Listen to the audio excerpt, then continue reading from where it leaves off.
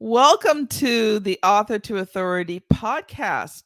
If you've ever wondered whether building an online community can actually build your business, well, I've got good news for you. It can. And you're going to find out more on today's episode of the Author to Authority podcast. I'd love to welcome Deb Schell to the show. She started her career in community building and business development after she was an active member in an online community that led her to quit her corporate job and begin living location independently, going after her dream of becoming a travel writer. But then COVID hit and the world stopped traveling. And Deb jumped online and started a new community to help people find calm in daily life. The launch of this membership as a business strategy failed, but that led to Deb's consulting business. Since 2020, she has worked with over 50 entrepreneurs across the globe who all have a vision, mission, or purpose. These amazing creators have found a way to take their life works and helps others solve their problems, challenges, and provide a safe space in an online setting. Deb has helped guide clients towards making decisions that fit with their ideal lifestyle, bring them additional income, and help them find calm. Welcome to the show, Deb. Thank you for having me. I'm excited and gracious to be here. So, we talk about community. So, Deb, this is your first time on the show. So, what I would love for you to do is just take a few minutes and just share more about your story and how this all came to be. Yeah. So, I live in central Pennsylvania, and here in, I would say, 2016, 2017, I was trying to figure out how to build an online business.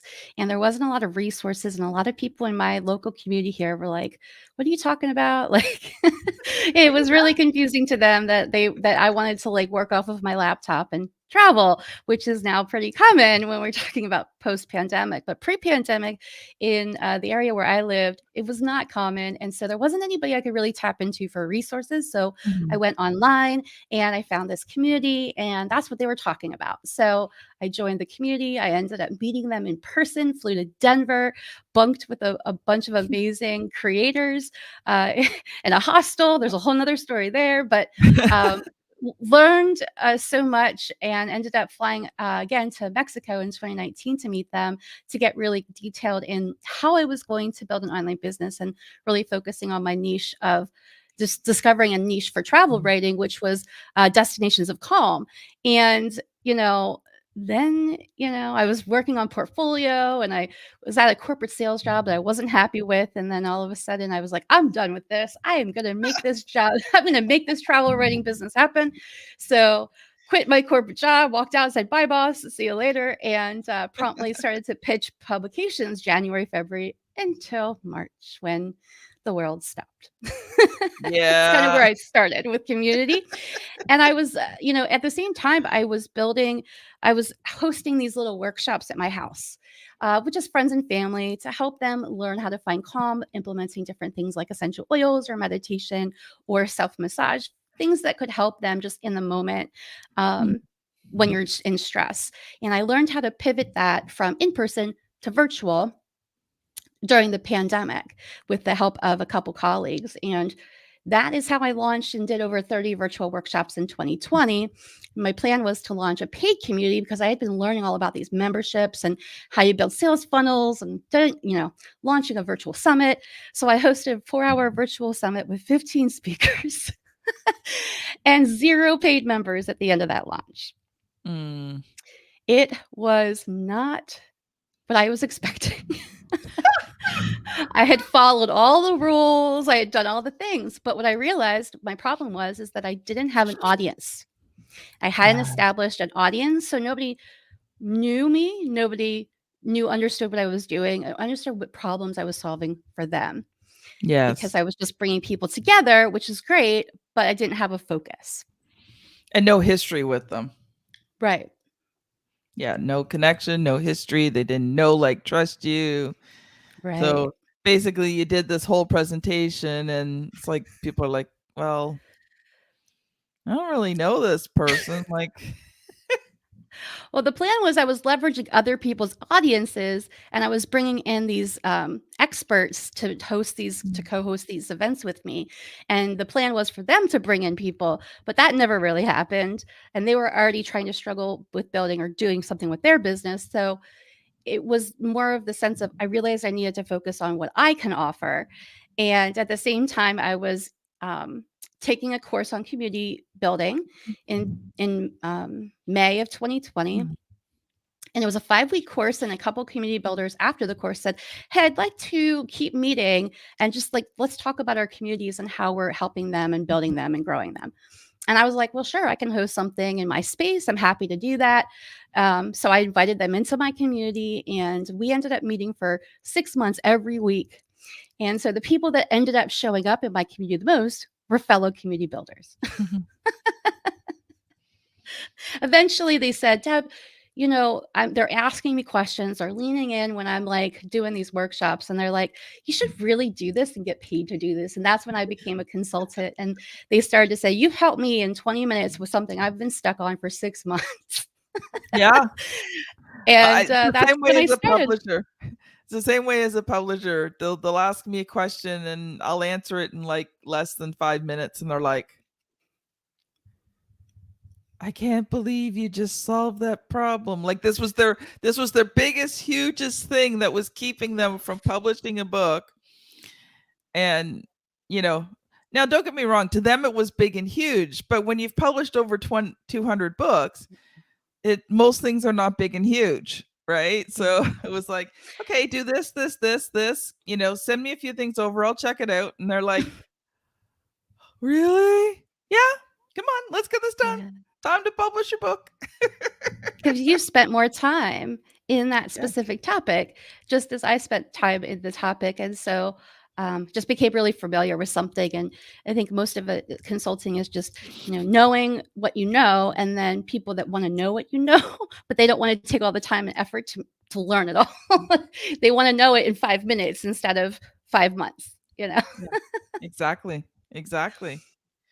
Wow, that's really cool. So, when you didn't have the paid membership, so I'm assuming then you switched to a community at that point because you talked about having a community. Yeah, so I ended up continuing to do the workshops through 2020. And then I had paused the community in January of 2021.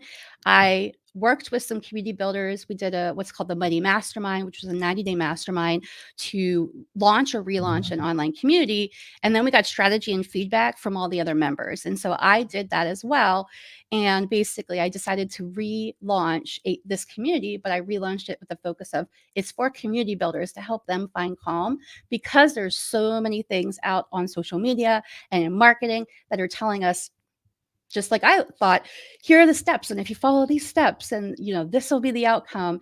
And I was like, I'm sorry to tell you that's not the case, but I'm going to be real with you, and we're going to work through the challenges so we can help you find calm.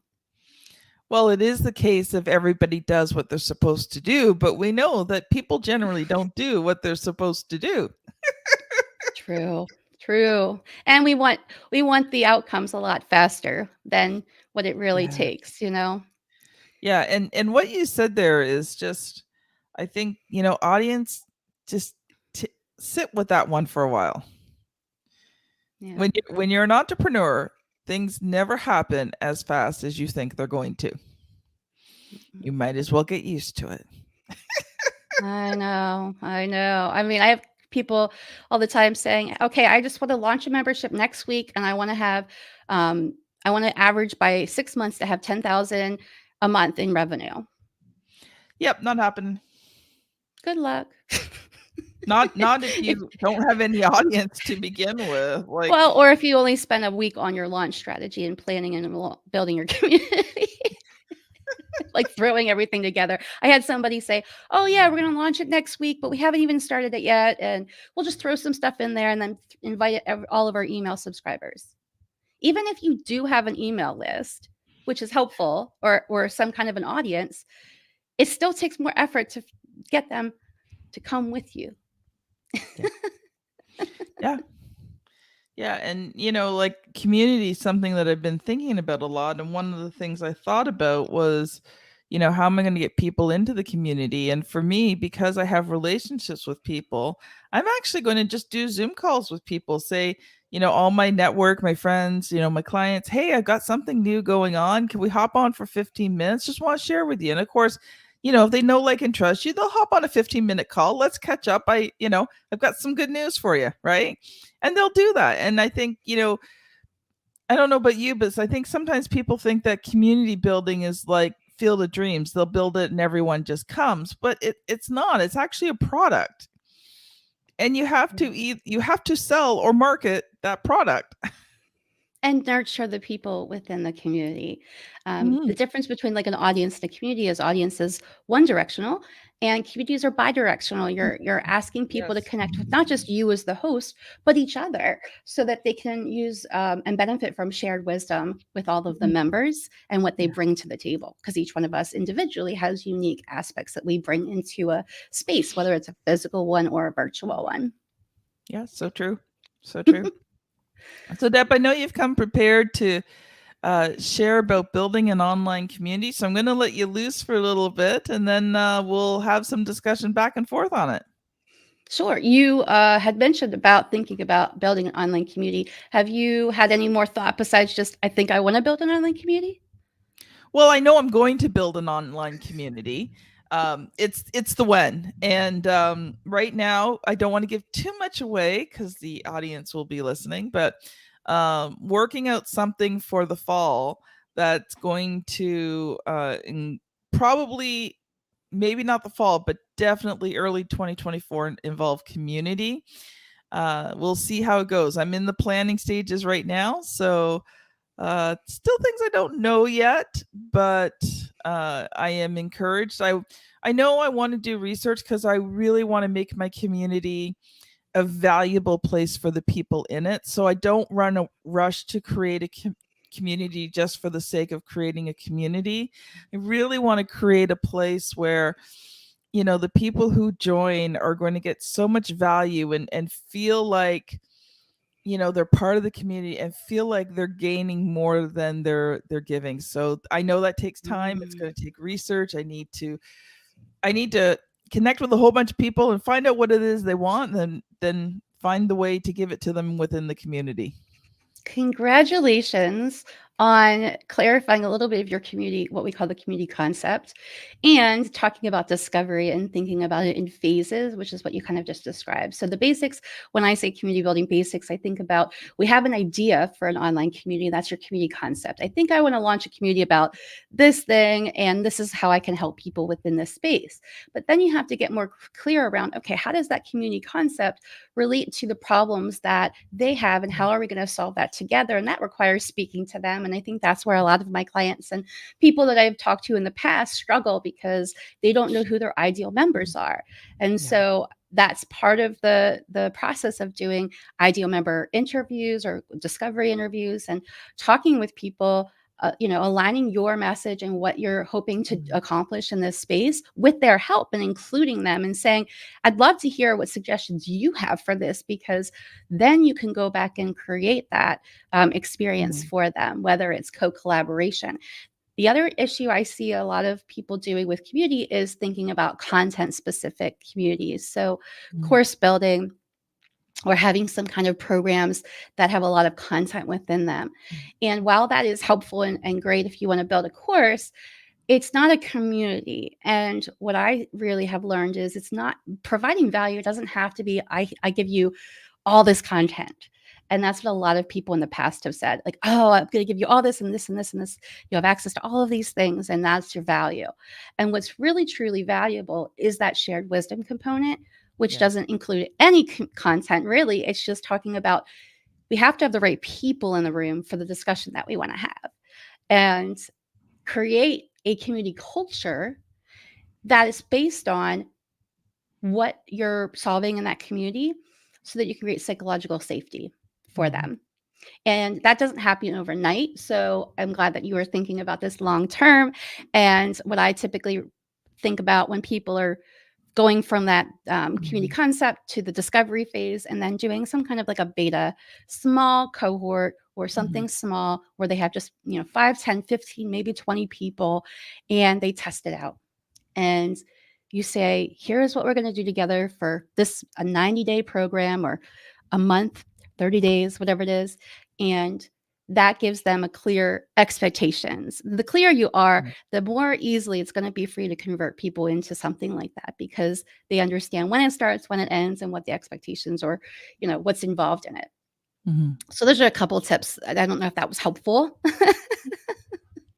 Hopefully it Well, was. let's dive a little bit deeper. So, Mhm. um, let's talk a little bit more about the discovery phase. So, Yeah.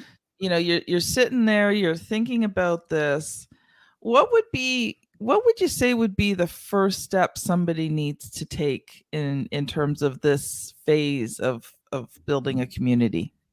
So I typically have people say, I don't know who my ideal members are. And then I would say, well, let's look at the network you have existing. You have an email, so you probably have people in your email accounts.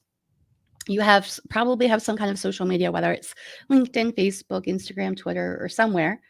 Um, and if you don't, then you can always start those things and start from zero, and start sharing your message and seeing who connects with that message. But basically, what we want to say is, if you have a community purpose that's very specific, the more specific Mhm. you can be with that, people know that it's for or not for them. Mhm. And that is solved in the discovery process when you're asking them specifically how they've solved this problem, is how it connects to if this is a good fit as a community. Yeah. Because if someone is saying, I want to learn Google Analytics 4, I was working on that over the weekend, so that's what came to mind. That's probably not going to necessarily be the greatest for our community, because it's very technical, and it would be like I'm just learning this on my own kind of a thing, Mhm. versus I need support for my business, and I have so many questions about starting a business. And if there was a business community that was there and I had access to that with people who've been doing business for 5, 10, Mhm. 15, 20 years, now I have a pool of people who's already been there and done what I'm trying to do, who also really want to mentor or support Yeah. each other. And that problem is one that you could solve in a community, because they have so many different aspects of business that we could Mhm. sort out. Those questions are what you ask during a call, just a casual Mhm. conversation. It doesn't have to be like a specific interview Mhm. style, but just whatever makes sense for you and how it fits Mhm. for the way you best communicate, whether that's in a Zoom call or whether that's a coffee shop, with a local Yes. colleague. Either way, just having that, oh, so I know that you've been struggling with this thing. And I was thinking about, doing a group coaching program around this, or, Mhm. or a book study club or whatever it is. And what do you think about that? And then getting just our Mhm. initial things feedback, but also then saying, do you think people would be interested in really deep diving into this topic, and maybe, workshopping some things and working together in a group? Mhm. Because and then also you also have to ask them if they've been spending time online.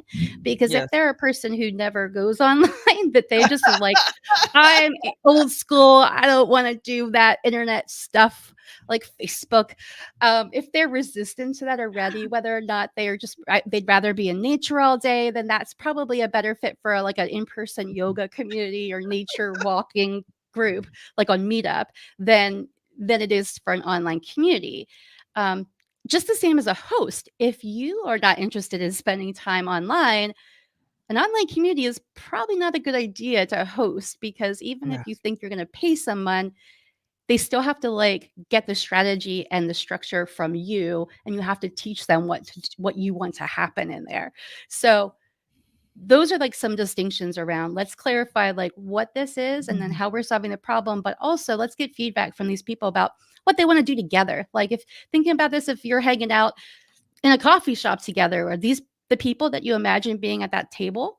Are Mhm. these people the ones that you imagine going to a restaurant, going to, out for dinner, out Mhm. in a night on the town? Are you hanging out with? It's like thinking about who you want to hang out with.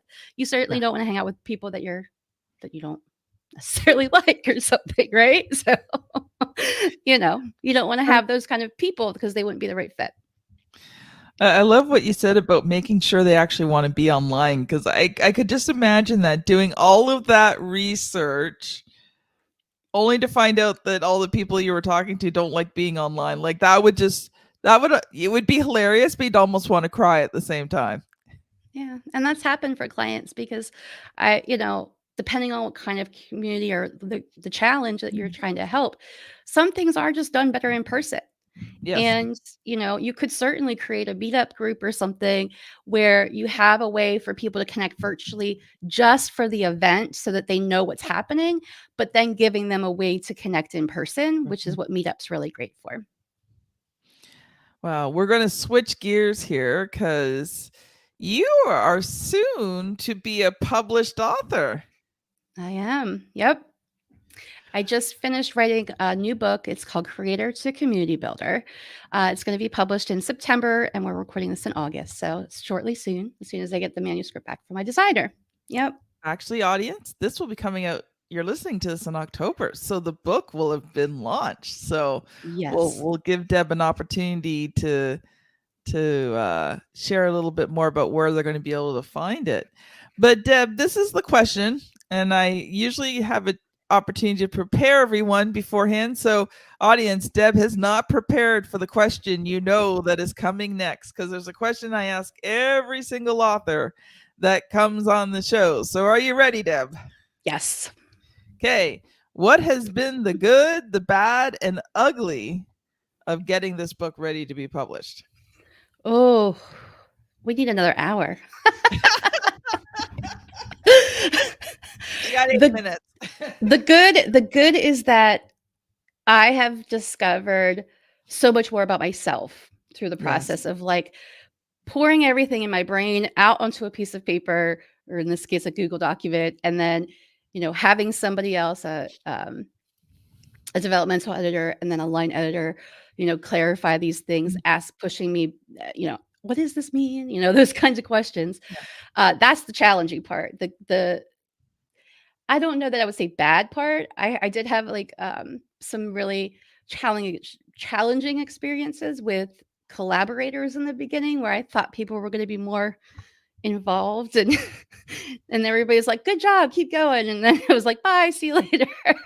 I thought there would be more kind of back and forth with some people, but ultimately, I think the bad is really about there's just a lot to learn, Yeah.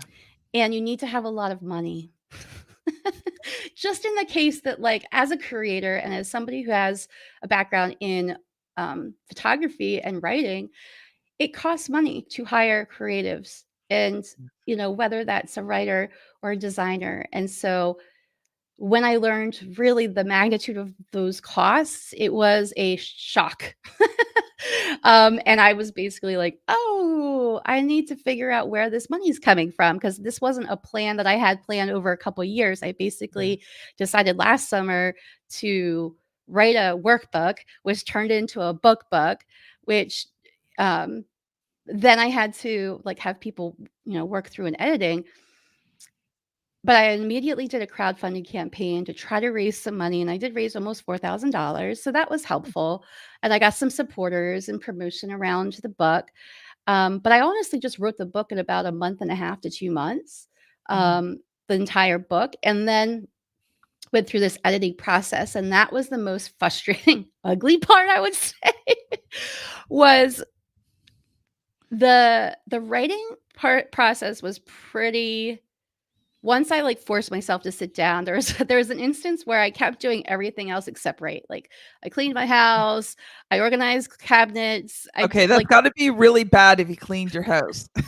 yeah, I did everything but write, and I had, like, this big to-do list, and then finally I erased the whole to-do list, and I just had write on my whiteboard, and I said, "The only thing I'm doing is writing," because I can't do any of the other stuff. There's a lot of people that give you all of the steps Mhm. ahead, and you really can't look ahead of, like, where you are. Yeah. At least for me, that was the case.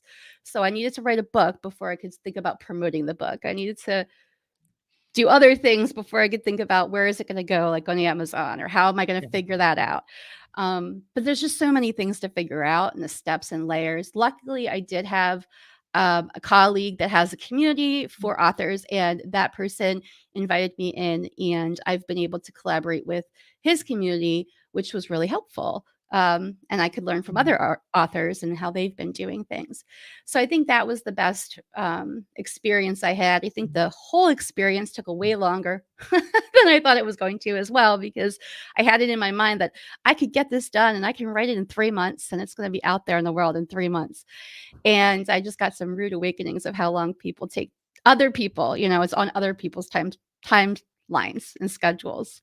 So those are a couple. I think that was what I would say would be the experience, but it really did change the way I think about the world, and it Mhm. changed the way I think about myself in a lot of ways because I really learned I do know some stuff. Yeah. So I'm just smiling because you talked in the beginning about, how you can't rush starting a community. And, it's not something where you just go, oh, I'm going to build a community and I'm going to have it done. Right. And you're saying all this about the book. And I'm just like thinking, yeah, it's just the same thing as a community, like I find Yeah. it's one of two things. People either think they can write and publish a book like in no time whatsoever and have it be a good, high quality book, or they get so bogged down in it that they don't write it at all because it becomes so overwhelming. So, first of all, Deb, kudos to you. You got it written. Huge kudos to you. You survived the editing process because there is nothing worse than getting the document back and all you see is red. And you need to understand, I've written over 200 books for myself and my clients. And when I have an editor, and when I send it out, now each book I do comes back a little less red, but I still have red. And I'm like, Yeah. oh, seriously? Like, I want to be like that A+ student and maybe just see like a couple little reds. And but the thing is that your writing does get better the more you do it, but you're never going to have you're never going to get an edit back without something, because that's what a good editor does. Right. And I'm very thankful because my best friend does a lot of my editing for me, and she's an amazing editor for me. And she knows me because she's known me, with friends 35 plus years, something like that. And so she really knows how to elevate my writing, and she gets me. Yeah. That's big And and important. yeah. And I It's think too, really important. audience, when if you've written a book and you're looking for someone to edit it, first of all, put aside the money to pay someone well to edit it. Yeah. But second of all, find the editor that fits with you. Yeah. Like Deb talked about the research and figuring out that ideal client. But when you're looking for someone to edit your book, it's highly personal, right? And so, don't just go with the first person. Interview them. Maybe write a blog post or an article and have them edit that first. Because there's nothing worse than handing someone your book and getting it back and they've edited it so much it's no longer yours. Yes. That's a great point. And also, I would say the first editor I worked with was a colleague, but I felt that I still needed to look for someone else to help me kind of clarify. Mm, And I was on a call with another person through a networking group called Polka Dot Powerhouse, and they have what they call dot connects. And mm, so I was talking with someone through that, and at the tail last of our call, I said, I think I'm needing a new editor. Can you refer someone? She referred this person. And then when I got on the call with this person, the energy was there. She just got me right away. yeah, And she also was like really excited about the book and the yeah, title and everything. So from our conversation was really a good flow. And I trusted and felt like yeah. whatever that invoice says, I'm going to work with this person because I know she's going to really make this book amazing. And the first line edit we did, there was a lot of red, but she was asking me things to clarify because you think something in your head and you know what's in your head, right? Yeah. But not But when nobody's in your head. So you have yeah, to like, when you put it down, like you've pulled this out of nowhere, completely out of context, you put it in your book and you totally get it because you understand the context. right. And yet the person reading it's going, what the What, heck is what is this? Like, what what does does she this mean? mean? I got a lot of, what do you mean here? Or do you mean this? And then I'm like, no, not at all. So I ended up rewriting 3 chapters or 4 chapters, something like that. I forget how much I rewrote. And then the second line edit was basically where I got the A+ thing. Yay. She basically was like, you did all the good things and you explained everything great. And there wasn't a whole lot of red on the second line edit because I had answered her questions and clarified what needed to be clarified. But I didn't have intention to go through line edits that way. That's just how it worked out. I was also Yeah. frustrated that it took like a month for each one. I wanted to launch it this spring, and now here it's the fall. And I'm just finishing up, with the copy editing and that like a month ago or 3 weeks ago, and now it's going to the designer for layout. And we're going to do an advanced reader group here in a few weeks, but it's just been a long process. And it's just like I said, it's just like you're saying, and I'm saying, it just takes so much longer than you think because there's so much other than just you. Like, if it Yeah. was just me and I was an expert in all these things and I could have done all of this by myself, maybe I could have gotten it done faster, but I'm not. So I have to depend on other people and how they work and within their time frame. So, Well, to be honest, Deb, when I did my first books back, no, I don't know, 11, 12 years ago now, I had to do everything myself. I had no money and I had to yeah. figure it out. And to be honest, it was so frustrating, but it prepared me for my future career because when I started ghostwriting, I could do other things for my clients as well. But even now, like I can do everything on my book. Now, I'm not the greatest editor. I have to admit, like editing, and I definitely couldn't proofread because you can't proofread what you read yourself because it doesn't work. Because after you've seen it 50 many times, you don't see the mistakes anymore.